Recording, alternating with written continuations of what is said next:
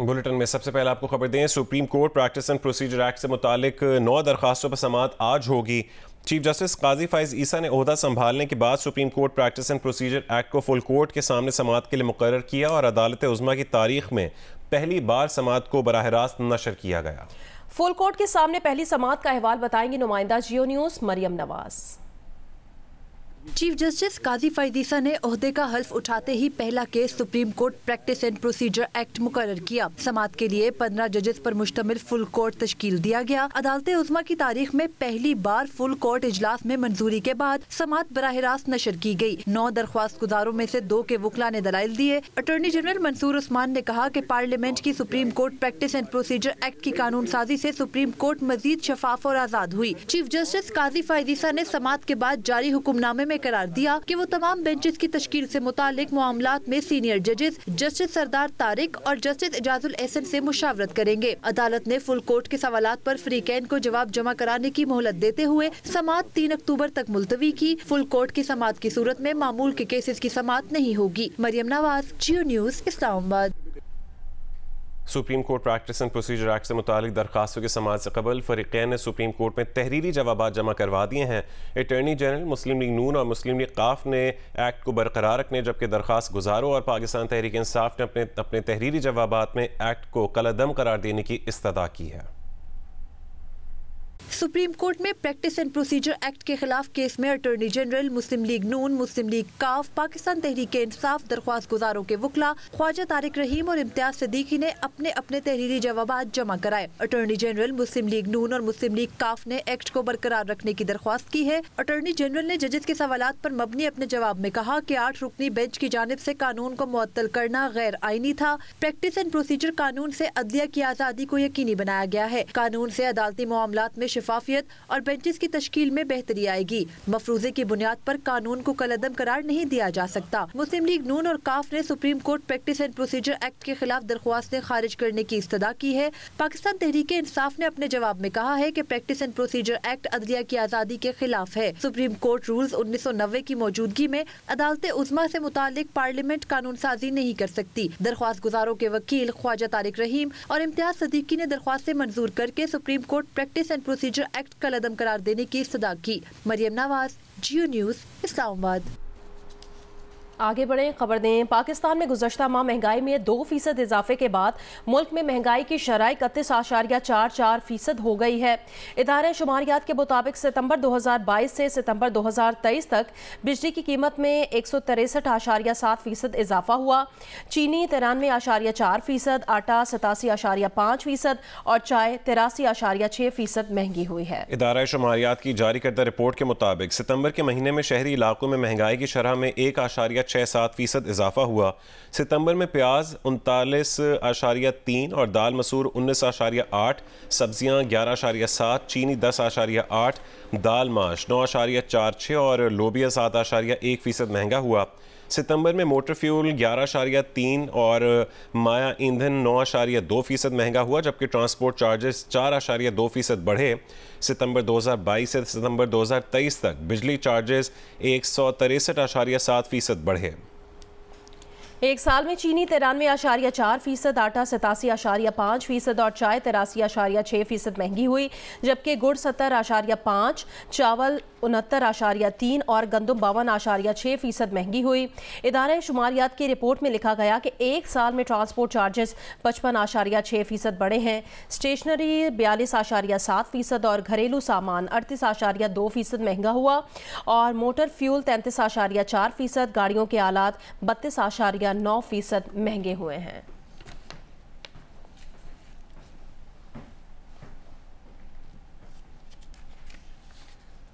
फी unit बिजली मजीद 3 रुपये 28 पैसे महंगी कर दी गई है। नेपरा ने समाही एडजस्टमेंट की मद में बिजली महंगी करने का नोटिफिकेशन जारी कर दिया है। बिजली सार्फिन अक्टूबर 2023 से मार्च 2024 तक यानी पूरे 6 महीने इजाफी अदायगियां करेंगे। समाही एडजस्टमेंट में इजाफे का इतलाक कराची इलेक्ट्रिक सार्फिन पर भी होगा।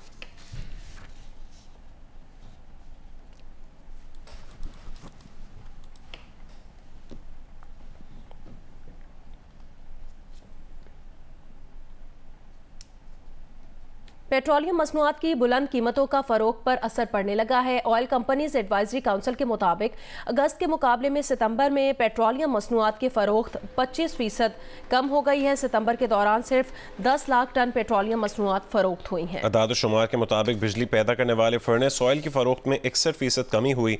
माहिरीन का कहना है कि कोरोना वबा के बाद पेट्रोलियम मसनूआत की एक कम तरीन फरोख्त है।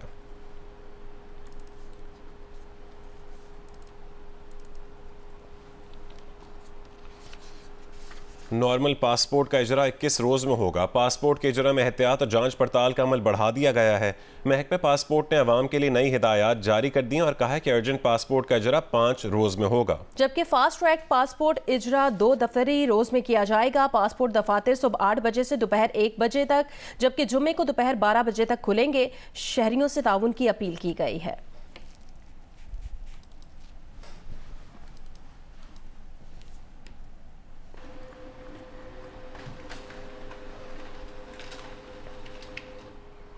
ठट्टा में धाबेजी पंपिंग स्टेशन पर बिजली का ब्रेकडाउन हुआ है। पाइपलाइन फट गई है। वाटर कॉरपोरेशन के मुताबिक 72 इंच कुतर की पाइपलाइन नंबर 5 बैक प्रेशर के बायस फटी है, जबकि 72 इंच कुतर की पाइपलाइन से कराची को पानी फराहम किया जाता है। पाइपलाइन फटने से पंपिंग स्टेशन के 19 पंप बंद हो गए हैं। 2 रोज़ कबल भी बिजली के ब्रेकडाउन से पंपिंग स्टेशन की 2 पाइपलाइनें फट गई थीं। कराची के मुख्तलिफ इलाकों में पानी की किल्लत का खदशा है। ठट्टा में धाबेजी पंपिंग स्टेशन पर बिजली का ब्रेकडाउन हुआ है। पाइपलाइन फट गई है। वाटर कॉरपोरेशन के मुताबिक 72 इंच कुतर की पाइपलाइन नंबर 5 बैक प्रेशर के बायस फटी। 72 इंच कुतर की पाइपलाइन से कराची को पानी फराहम किया जाता है। पाइपलाइन फटने से पंपिंग स्टेशन के 19 पंप्स बंद हो गए हैं। 2 रोज़ कबल भी बिजली के ब्रेकडाउन से पंपिंग स्टेशन की 2 पाइपलाइनें फट गई थीं। कराची के मुख्तलिफ इलाकों में पानी की किल्लत का खदशा पैदा हो गया है।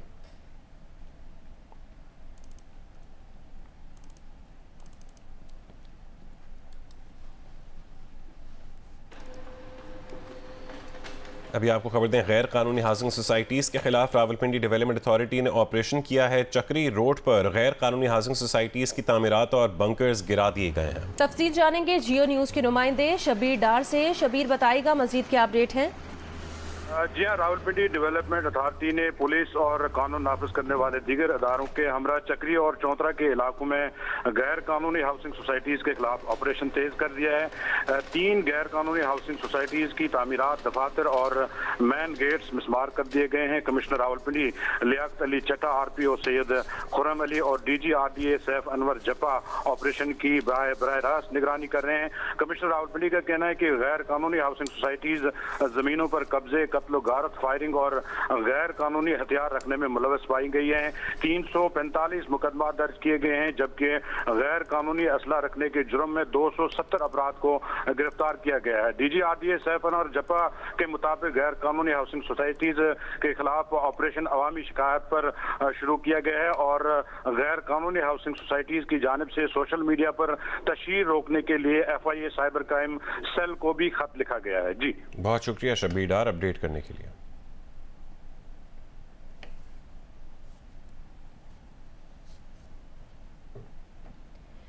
निगरान वफाकी वज़ीर दाखिला सरफराज बुगटी ने कहा कि आर्मी चीफ की वाज़ेह हिदायत है, जो स्मगलिंग में मुलव्वस होगा उसका कोर्ट मार्शल भी होगा और जेल भी जाएगा। फौज अपने एहतसाब के निज़ाम को 9 मई के वाक़यात के खिलाफ कार्रवाई में साबित कर चुकी है। उन्होंने कहा कि स्मगलिंग ऊँटों पर नहीं, ट्रकों के जरिए सिक्योरिटी एजेंसीज की नाक तले होती है। स्मगलिंग में सियासतदानों और सरकारी अफसरान के नाम भी हैं। तहकीकात में कुछ निकला तो सामने लाएंगे।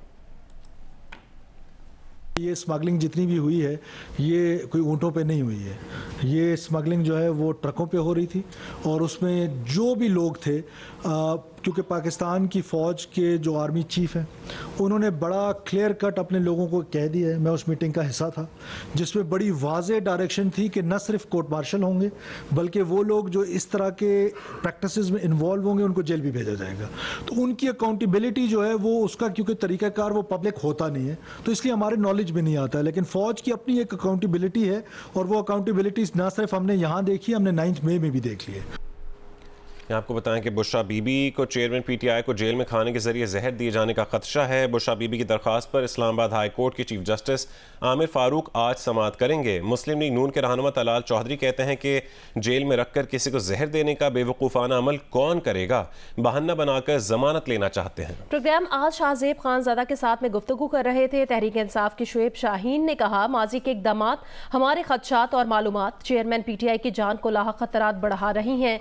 अडियाला और अटक से फर्क नहीं पड़ता। इतना बेवकूफाना कोई अमल करेगा कि जेल में रखकर किसी को जहर देके या किसी को कत्ल कर दिया जाएगा। इस तरह के इकदाम कभी इस तरह नहीं होते, ये एक बहानाबाजी। इमरान खान की सेहत जो है वो उसको तो वो कह रहे हैं बिल्कुल ठीक है, देसी मुर्ग भी मिल रहा है, मर्जी की खुराक मिल रही है, लोगों को मर्जी का मिलने का टाइम मिल रहा है, हर तरह की सहूलत है, और उसके बाद मर्जी की जेल भी इनको मिल गई है। ये बहाना बनाकर जमानत करवाना चाहते हैं।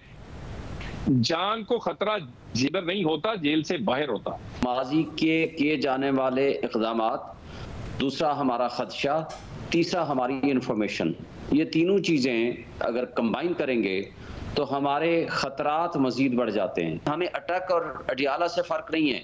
हम ये कहते हैं कि अडियाला में जो फैसिलिटीज़ एक साबिक प्राइम मिनिस्टर ऑफ पाकिस्तान का हक है under the rules and law, वो तो उसको मिलनी चाहिए। और यहाँ पूरा ड्रामा रचाया गया कि नहीं जनाब उनको तो बड़ा चीज़ें मिल रही हैं और वो बी क्लास उनको मिल रही है, ये सारा झूठ है। मुस्लिम लीग नून के सेक्रेटरी जनरल एहसन इकबाल ने इंकशाफ किया कि 2017 के फैज़ाबाद धरना मुआहदे में जनरल फैज़ हमीद खुद इसरार करके शामिल हुए। वो जियो न्यूज़ के प्रोग्राम कैपिटल टॉक में बातचीत कर रहे थे। जब फिर ये मुआहदा सारा हो रहा था तो मैं प्राइम मिनिस्टर से इन टच था, तो मैंने प्राइम मिनिस्टर से जब ये पूरी इबारत बताई तो शायद खाकान अब्बासी साहब ने भी कहा कि बेहतर नहीं लगता कि जनरल साहब इसे साइन करें। मैंने भी फिर उन्हें कहा, मैं कहा जनरल साहब ये आपका ये एक पॉलिटिकल डॉक्यूमेंट है, इसके ऊपर आपका दस्तखत होना कोई मुनासिब नहीं लगेगा। उन्होंने ये जवाब दिया कि जी वो लोग चाहते हैं, दूसरी पार्टी चाहती है कि इस पे मेरे दस्तखत होने चाहिए। तो वज़ीर आज़म शाहिद खाकान अब्बासी और वज़ीर दाखिला एहसन इकबाल का ख्याल था जनरल फैज़ को दस्तखत नहीं करने चाहिए, लेकिन तहरीक लब्बैक ने कहा कि आप दस्तखत करें। उन्होंने जनरल फैज़ ने मुझे ये कहा जी कि दूसरी पार्टी इसको एक्सेप्ट नहीं करेगी जब तक मेरे इस पर दस्तखत नहीं होंगे। मुझे याद अच्छी तरह सुबह के वक्त मैंने कहा कि ये आपके लिए भी मुनासिब नहीं, आपके इदारे के लिए भी ठीक नहीं, लेकिन उनका जवाब ये था कि ये फिर कबूल नहीं होगा मुआहदा अगर इसको मैं वो गारंटी मेरी मांग। आपको बताएं कि सदर नून लीग शहबाज शरीफ ने कहा है कि 21 अक्टूबर को नवाज शरीफ का फ़कीदुल मिसाल इस्तकबाल होगा। 21 अक्टूबर पाकिस्तान की तारीख का यादगार दिन बनेगा। जैसे पिछली बार लोड शेडिंग खत्म की थी, इस बार मुआशी बदहाली का खात्मा करेंगे। नवाज शरीफ की क़यादत में इत्तेहाद, अमन और तरक्की को कौमी एजेंडा बनाएंगे। लाहौर में पार्टी के साबिक अरकान कौमी और सूबाई असम्बली और टिकट होल्डर्स के इजलास से खिताब में उन्होंने कहा, नवाज शरीफ बहादुरी, जुर्रत और तरक्की का नाम है।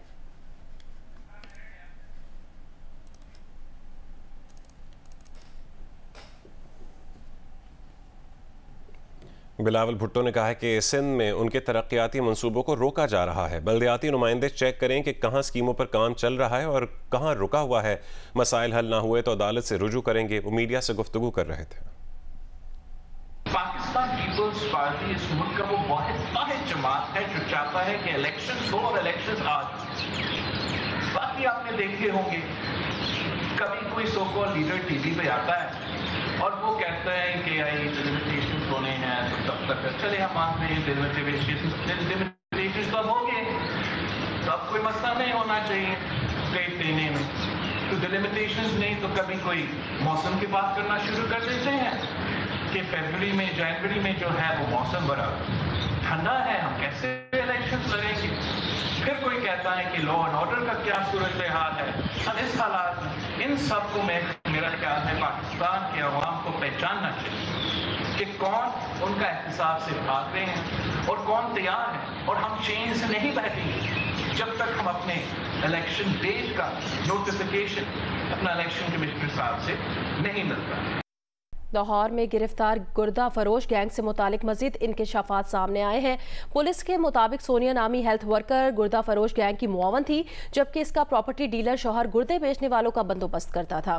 डॉक्टर की अदम मौजूदगी में मोटरसाइकिल मैकेनिक गुर्दों की पैवंदकारी करता था। लाहौर से रिपोर्ट करेंगे अहमद फराज।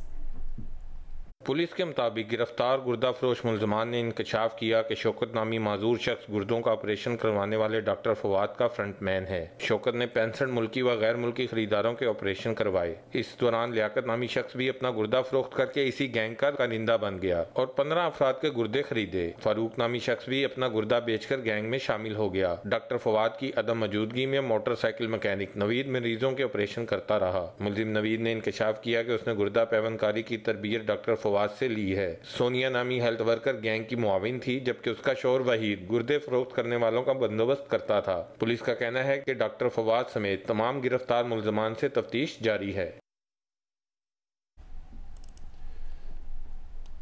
खेल के मैदान से खबर दें, वर्ल्ड कप की तैयारियों के सिलसिले में पाकिस्तान टीम आज ऑस्ट्रेलिया के खिलाफ अपना दूसरा और आखिरी warm up match Hyderabad Deccan में खेलेगी। कौमी क्रिकेटर्स ने पीर के सुबह राजीव गांधी स्टेडियम में 2.5 घंटे तक प्रैक्टिस की। आईसीसी क्रिकेट वर्ल्ड कप के वार्म अप मैच के लिए पाकिस्तान क्रिकेट टीम ने हैदराबाद में 2.5 घंटे का प्रैक्टिस सेशन किया। खिलाड़ियों ने फिजिकल ट्रेनिंग के बाद फील्डिंग की ड्रिल्स की। नेट सेशन में कौमी खिलाड़ियों ने बॉलिंग और बैटिंग की प्रैक्टिस की। पाकिस्तान टीम अपने दूसरे वार्म अप मैच में ऑस्ट्रेलिया के मद्दे मुकाबला आएगी। वर्ल्ड कप में पाकिस्तान पहला मैच 6 अक्टूबर को नीदरलैंड्स के खिलाफ खेलेगा। पाकिस्तान क्रिकेट टीम के साबिक कप्तान मिसबाह उल हक का कहना है सेंट्रल कॉन्ट्रैक्ट पर उनकी बेतहफ़्फ़ुज़ात हैं, वो इस फैसले में शामिल नहीं थे। उनका कहना था कि वर्ल्ड कप में गलती की गुंजाइश नहीं है, हर मैच में बेहतरीन कारकर्दगी पेश करना होगी। फ़खर जमान का आउट ऑफ फॉर्म होना परेशानी की बात है। मिसबाह उल हक की कराची में मीडिया से गुफ्तगू आपको दिखाते हैं।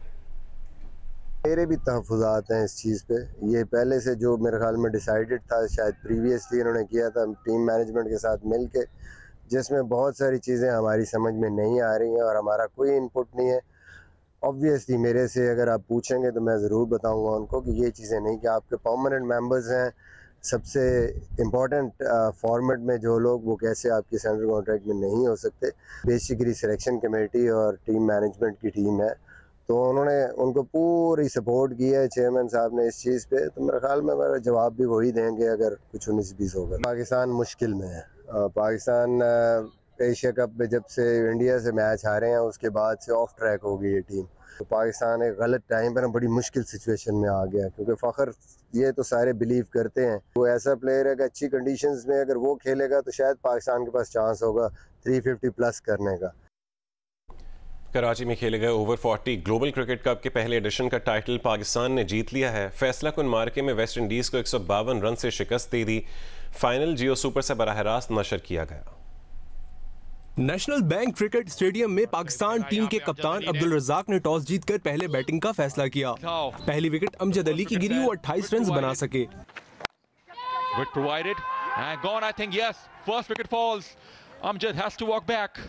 कप्तान अब्दुल रज़ाक तबीयत खराब होने की वजह से इनिंग्स छोड़कर पवेलियन चले गए। फिर मिसबाह उल हक और हसन रजा ने दूसरी विकेट की शराकत में 173 रन बनाए। मिसबाह उल हक ने शानदार सेंचुरी स्कोर की। उन्होंने 93 गेंद पर 6 चौकों और 7 छक्कों की मदद से 106 रन बनाए। हसन रजा ने 68 रन की इनिंग्स खेली। Swept this time around for 4. दोबारा बैटिंग के लिए आने वाले अब्दुल रज़ाक 38 रन बनाकर आउट हुए। तसव्वुर अब्बास ने धुआंधार इनिंग्स खेली और 21 गेंदों पर 58 रन बनाकर पाकिस्तान का स्कोर 300 रन तक पहुंचा दिया। पाकिस्तान ने मुकर्ररा 45 ओवर्स में 4 विकेटों पर 328 रन बनाए। जवाब में वेस्ट इंडीज की टीम 39 ओवर्स में 176 रन बना सकी। लांस ने 41 और रैंडी थॉमस ने 37 रन बनाकर टॉप स्कोरर रहे। पाकिस्तान के left arm spinner Abdul Qadir ने 6 विकेटें हासिल की। उन्होंने इवेंट में 28 विकेटें हासिल करके बेस्ट बॉलर का अवार्ड अपने नाम किया। Senior sports journalist Alia Rashid Pakistan cricket board की डायरेक्टर मीडिया एंड कम्युनिकेशन मुकर्रर कर दी गई हैं। पीसीबी के मीडिया डिपार्टमेंट की सरबराही करने वाली वो पहली खातून होंगी। पाकिस्तान क्रिकेट बोर्ड ने सीनियर स्पोर्ट्स सहाफ़ी आलिया रशीद को डायरेक्टर मीडिया एंड कम्युनिकेशन मुकर्रर कर दिया है। आलिया रशीद पीसीबी में मीडिया हेड के तौर पर काम करने वाली पहली खातून डायरेक्टर होंगी। वो पिछले 35 बरस से स्पोर्ट्स जर्नलिस्ट के तौर पर काम कर रही हैं। आलिया रशीद कई अहम इदारों के अलावा गुज़िश्ता 8 साल से जियो न्यूज़ पर क्रिकेट की तज्ज़िया निगार के तौर पर भी खिदमत अंजाम दे रही हैं। पाकिस्तान के शहरोज खान एशियन गेम्स के हाई जंप इवेंट के फाइनल में पहुंच गए हैं। शहरोज ने 2.10 मीटर बुलंद छलांग लगाकर टॉप 12 खिलाड़ियों में जगह बना ली है। 19वें एशियन गेम्स में हाई जंप के मुकाबले में पाकिस्तान के शहरोज खान ने 2.10 मीटर की छलांग के साथ फाइनल में जगह बना ली। शहरोज खान फाइनल के लिए दरकार टॉप 12 में आने में कामयाब रहे। पाकिस्तानी जंपर ने 2.10 मीटर बार दूसरी बारी में क्लियर कर दी थी। 2 मीटर की बार पार करने में शहरोज को कोई दुश्वारी नहीं हुई थी, लेकिन 2.15 मीटर की बार को शहरोज तीनों दफा क्लियर न कर सके। एशियन गेम्स में मेंस हाई जंप का फाइनल 4 अक्टूबर को होगा। साफ फुटबॉल चैंपियनशिप में शानदार कारकर्दगी दिखाने वाली पाकिस्तान अंडर 19 फुटबॉल टीम के एजाज़ में लाहौर में तकरीब का एहतमाम किया गया। चैंपियनशिप में पाकिस्तान टीम ने सिल्वर मेडल अपने नाम किया। पहली बार साफ फुटबॉल चैंपियनशिप में शिरकत करके शानदार कारकर्दगी दिखाने वाली पाकिस्तान अंडर 19 फुटबॉल टीम के एजाज में लाहौर के होटल में तकरीब सजाई गई। PFF नॉर्मलाइजेशन कमेटी के चेयरमैन हारून मलिक समेत कौमी जूनियर टीम ने शिरकत की। हारून मलिक ने कहा कि मुस्तकबिल के सुपरस्टार्स को आइंदा चैलेंजेस की तैयारी के लिए हर मुमकिन सहूलत फराहम करेंगे। आगे बढ़े खबर दें, कराची में सुरजानी टाउन के इलाके से पुलिस ने आसिफ बर्गर गैंग के 6 मुलजिमान को गिरफ्तार कर लिया है। गिरफ्तार मुलजिमान में गिरोह का सरगना आसिफ बर्गर भी शामिल है। तफसील जानेंगे कमर अली मस्तोई से। कमर, बताएगा मजीद क्या अपडेट है? जी, पुलिस का कहना है कि ये इंतहाई खतरनाक गैंग है जिस पर शहर के मुख्तलिफ थानों में मुकदमा दर्ज है। मुलजिमान ऑनलाइन एप्लीकेशन के लिए जो है जाली आईडी बनाकर शहरियों को जो है वो खरीदो फरोख्त के लिए बुलाते थे और उनसे फिर नकद रकम, मोबाइल फोन और दीगर कीमती अशिया छीन लेते थे। इसी तरह मुलजिमान का एक साथी जो है वो शहर की किसी बैंक में जाता था और वहाँ पर मौजूद शहरियों को जो है नोट करते थे। जो भी शहरी बैंक से भारी रकम लेके निकलता था, मुलजिमान उसका पीछा करते थे और उसे लूट लेते थे। मुलजिमान इसके अलावा स्ट्रीट क्राइम की वारदातों में मुलविस हैं। मुलजिमान जो है वो मोटरसाइकिल छीनने, कारें छीनने की जो है वारदातों में मुलविस हैं। पुलिस का कहना है कि गिरफ्तार मुलजिमान से जो है वो मजीद तफ्तीश की जा रही है। मुलजिमान का एक साथी फरार है जिसकी तलाश में छापे मारे जा रहे हैं। जी, शुक्रिया कमर अली अपडेट करने के लिए।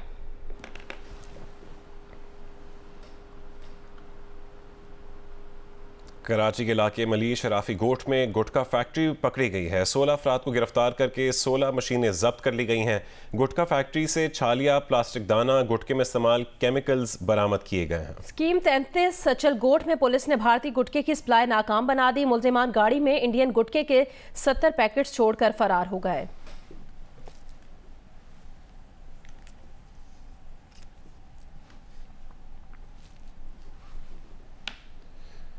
जैकबाबाद में मार्केट से चीनी गायब होने से शहरियों की परेशानी में मजीद इजाफा हो गया है। मुकेश रुपैता की रिपोर्ट देखिए।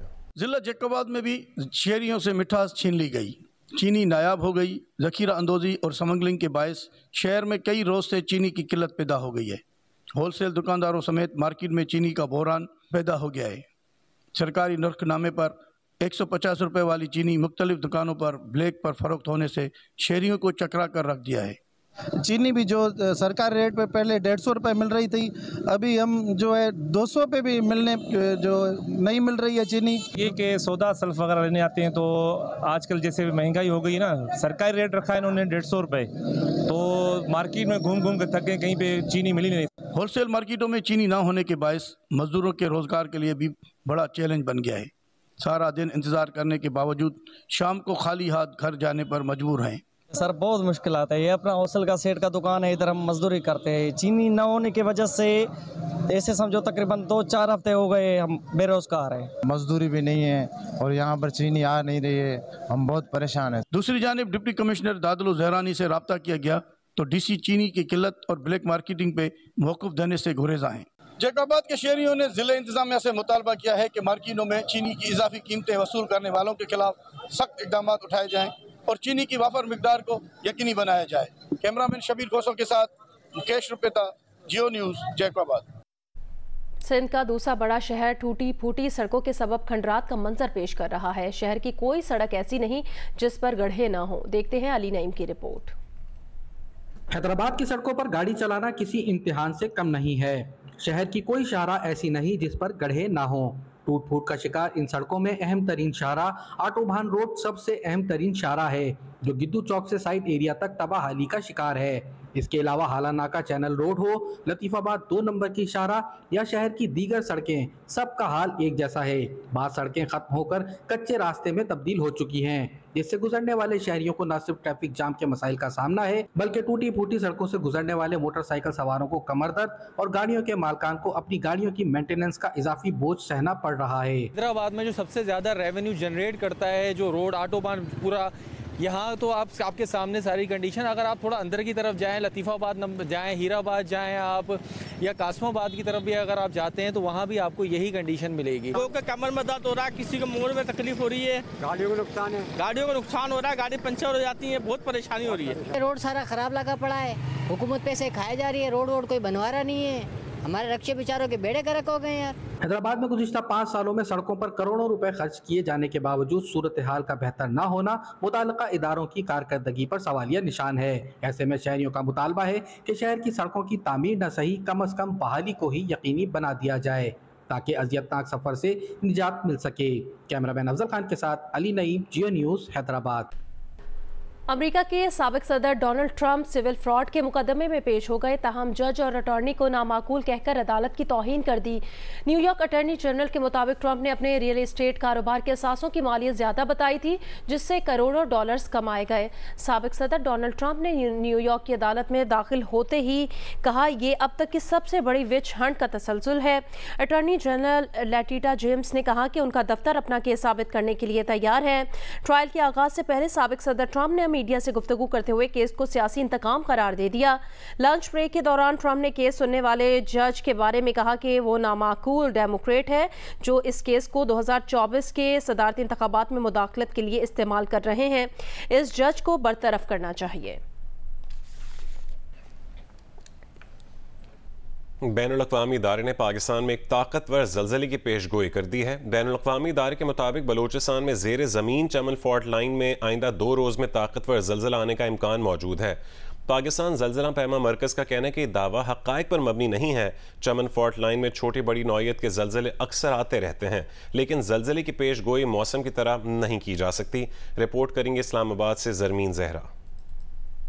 ज़लज़ला पेमा research institute solar system geometry survey के मुताबिक बलोचिस्तान में ज़ेर ज़मीन चमन फॉल्ट लाइन में तेज लर्जिश रिकॉर्ड की गई। बैनुल-अक़वामी इदारे ने दावा किया है कि इस इलाके में अगले 2 दिन में कोई ताकतवर ज़लज़ला आ सकता है, जिसकी शिद्दत 6 या उससे ज्यादा हो सकती है। SGS ने चमन फॉल्ट लाइन को इंतहाई ताकतवर मुमकिना ज़लज़ले का रीजन करार दिया है। पाकिस्तान के ज़लज़ला पेमा मरकज के डायरेक्टर जाहिद रफी ने जियो न्यूज से बात करते हुए कहा कि चमन फॉल्ट सिस्टम बिलाशुबा एक अहम फॉल्ट लाइन है, जिसमें छोटी बड़ी नौयत के ज़लज़ले अक्सर आते रहते हैं। जमीन के अंदर 2 बड़ी प्लेटों की सरहदें पाकिस्तान के दरमियान से गुजरती हैं। फॉल्ट लाइन में अफगानिस्तान और पाकिस्तान के इलाके शामिल हैं। ज़लज़ला वहाँ आता है जहाँ फॉल्ट लाइन होती है। इन फॉल्ट लाइंस पर मॉनिटरिंग स्टेशन कायम है और इन इलाकों में आने वाले ज़लज़लों की बुनियाद पर एक बड़े ज़लज़ले के रिटर्न पीरियड का अंदाजा लगाया जाता है। पाकिस्तान समेत पूरी दुनिया में यही तरीका अख्तियार किया जाता है, लेकिन ज़लज़ला कब और कहाँ आ सकता है ये पेशगोई नहीं की जा सकती। हॉलैंड से ताल्लुक रखने वाले तहकीककार ने बलोचिस्तान में ज़लज़ले से मुतल्लिक पेशगोई की है, जिसके बाद कयास आराइयों का आगाज हुआ। याद रहे कि ये वही तहकीककार हैं जिन्होंने तुर्किया और शाम में ज़लज़ले से मुतल्लिक पेशगोई की थी, जो ज़लज़ले की सूरत में 3 रोज बाद ही सच साबित हुई थी। सरमीन ज़हरा, जियो न्यूज़, इस्लामाबाद।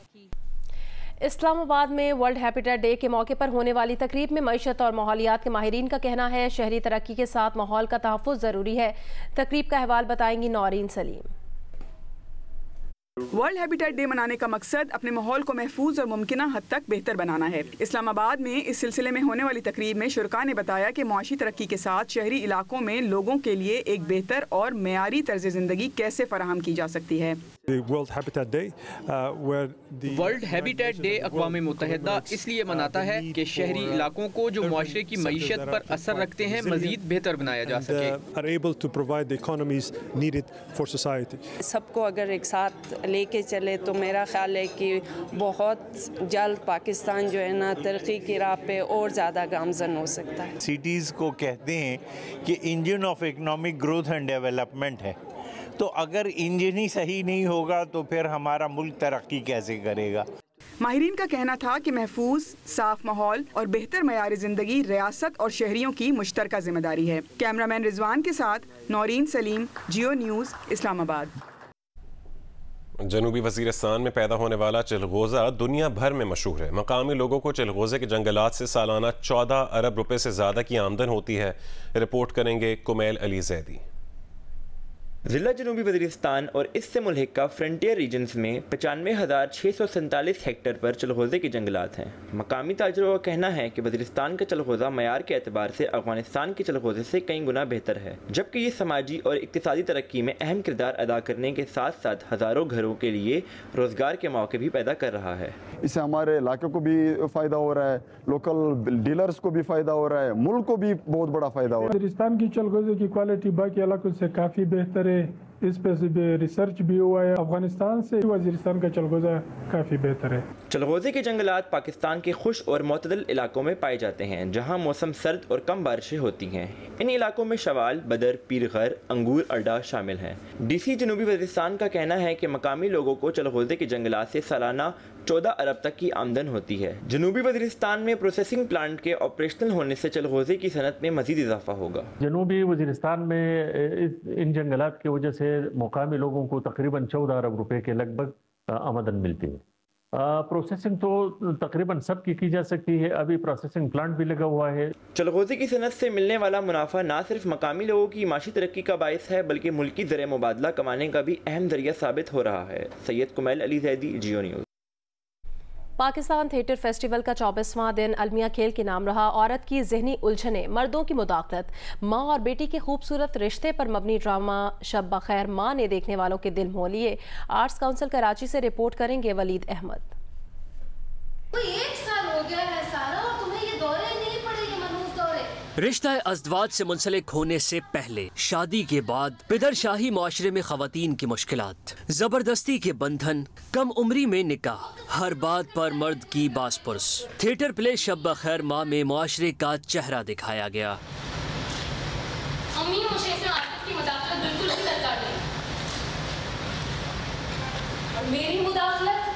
तलाक याफ्ता सारा बाप के गुजरने के बाद माँ के साथ रहती है, पर वो जहनी उलझनों का शिकार रहती है, घुट घुट कर जीती है और आखिर में खुदकुशी करना चाहती है।